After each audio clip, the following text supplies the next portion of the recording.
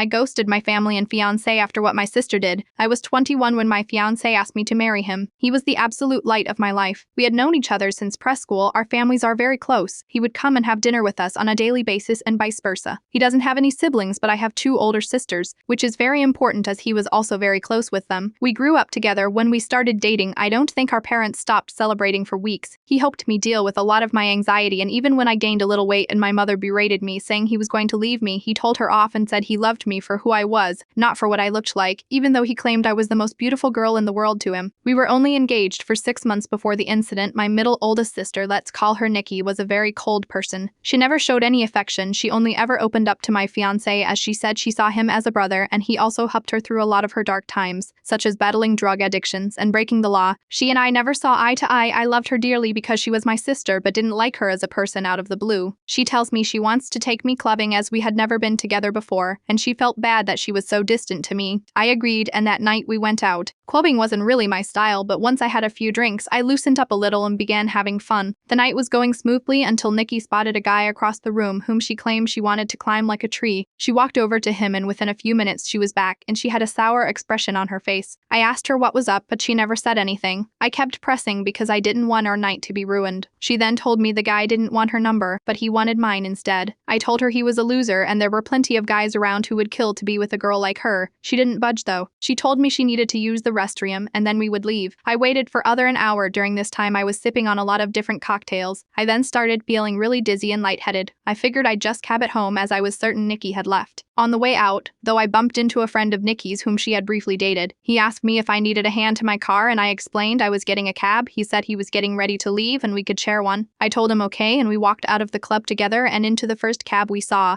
I tried to find my phone in my purse, but I felt myself getting dizzier and dizzier. I don't remember what happened next as I blacked out, and the next morning I woke up on a hard sofa, my head pounding. When I came to, I realized I was in Nikki's friend's house and my phone was sitting on the glass table in front of me, but it was flat. When he noticed I was awake, he offered some tablets and water and explained that I had passed out in the cab and he didn't remember my parents' address, so he just picked me up and took me back here where he laid me on the sofa. I told him I needed to go home as my fiancé would be worried. He called a cab and I left. When I arrived at my parents' house, my mother, father, Nikki, my fiancé, and his parents were all standing in the living room. I thought they were worried about me, but the instant I opened my mouth, my fiancé asked how could I do this to him. I tried to explain that my phone went flat, but